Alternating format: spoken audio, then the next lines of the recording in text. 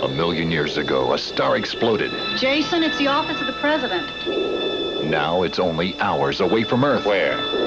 Heaven breaks loose with the furies of hell. This comet's gonna keep coming. She's gonna hit.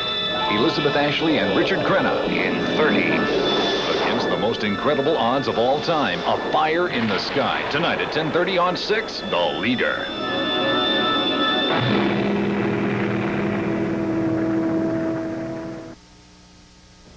Hello, everybody. College football first. Rejoicing in Bloomington and sadness in West Lafayette. IU continued the Northwestern winless string. Purdue could not contain John Elway. We have two reports. First, Brian Hammonds in Bloomington.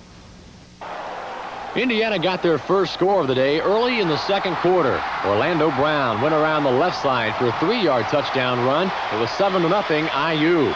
Then, with 2:40 left in the first half, Brown scores again. This time on a 23-yard pass from Babe Laufenberg, the Hoosiers led 14-0. A safety gave Indiana a 16-0 halftime lead. On their first drive in quarter 3, Indiana tacked on 7 more on a reverse to Dwayne Gunn. He romped 11 yards, 23-0 Indiana. The Hoosiers added their final score at the 9:10 mark of the third quarter. Orlando Brown, who had 110 yards rushing on the day, leaps over the goal line from 1 yard out, his third touchdown. Indiana wins 30-0. So the Hoosiers open the '82 campaign on a high note with a victory over Northwestern. But for the hapless Wildcats, it's loss number 33 in a row. From Indiana University, this is Brian Hammonds for Channel 6 Sports. So you thought Purdue was a passing-only team. Well, orange juice isn't just for breakfast anymore. Times have changed. Purdue freshman fullback Rodney Carter gained 67 yards in 9 tries. Number 32, little junior Mel Gray covered 104 yards in 14 carries, as the Boilers netted 213 yards on the ground to 194 through the air. Scott Campbell's toss of 14 yards to David Rutherford accounted for a 7-0 Purdue lead over Stanford early in the second quarter, but the Cardinals' John Elway came right back 4 plays later, connecting from 30 yards out with Mike Tolliver for the score, putting Elway past Jim Plunkett and Jack Thompson for Stanford career TD passes. Stanford led 14-7 at the half after Elway hit Chris Dressel for 6 points. It finished 35-14 Stanford after Elway hit halfback Vincent White from 25 yards out and Eric Mullins from 16 yards late in the game.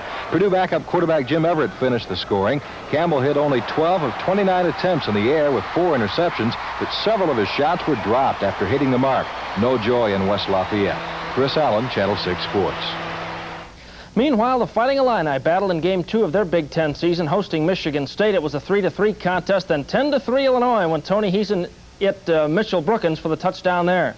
A delay in the game when referee Rich McVeigh was felled. He's apparently all right, however hospitalized in Champaign. Meanwhile, Michigan State comes back. Leicester hits Otis Grant, but it was Illinois 23-17, the final in that contest. Now around the Big Ten, 12th ranked Michigan over Wisconsin 20-9. Nebraska creams Iowa 42-7. Minnesota is leading Ohio University, and that's also a cakewalk for the Golden Gophers. That's in the fourth quarter. 14th ranked Ohio State a winner over Baylor. Around the top 10, Washington really pastes one on Texas El Paso 55-0. Happy birthday for Bear Bryant, his 4th ranked Alabama Crimson Tide a winner. And Georgia over Brigham Young. Kevin Butler's field goal with a minute 11 left won it. Herschel Walker raced for 130 yards plus. 7th ranked Penn State squeaked by Maryland. 8th ranked SMU leads Tulane at the half.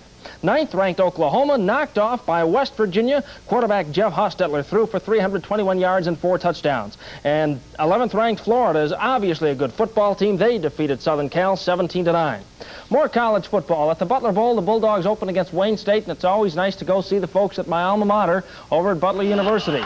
Nice crowd in attendance today. Quarterback Kurt Roy, a 30-yard completion on this play as Butler sets up for their first touchdown. And you're going to see a fake field goal next from about the 15-yard line. The holder keeps it, then throws it complete down to the 5, and then leading rusher Andy Howard, who rushed for 96 yards and 2 touchdowns, a career total now of 2,005 yards, gets in for the score. Butler wins the contest 20-7 over Wayne State, an opening game victory for the Bulldogs. In other action around the state, Toledo defeats Ball State 31-14. New Mexico State leads Indiana State 10-0 in the fourth quarter. No score in the Indiana Central contest to give you, nor the Evansville game. Wabash shuts out, defeats Hope 27-7, and it was Morehead State over Franklin. DePaul shut out Olivet 41-0. Tracy Clifford threw for 4 touchdown passes in that contest. And in high school football, Cathedral over Arlington tonight, 16-0 the final. At the U.S. Open, Chris Evert-Lloyd joins a select few, just 2 other women to own 6 or more U.S. Open tennis titles. Chris defeated Czech Hanna Mandlikova in relatively easy fashion, straight sets. That patient baseline-to-baseline game of hers was at its best. Her 6th U.S. Open title, her first since winning in 1980. Meanwhile, Jimmy Connors defeated Guillermo Vilas, and Ivan Lendl, stalking that major title that eludes him, down to John McEnroe in straight sets. Those 2 will match up for the men's title tomorrow. If playoff tickets were printed now, 13 teams, 6 in the American League and 7 in the National League, would be keeping the printers busy.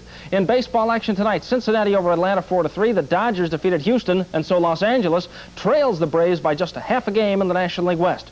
Montreal beat the Cubs. Pitcher Scott Sanderson hit a grand slam home run in that contest.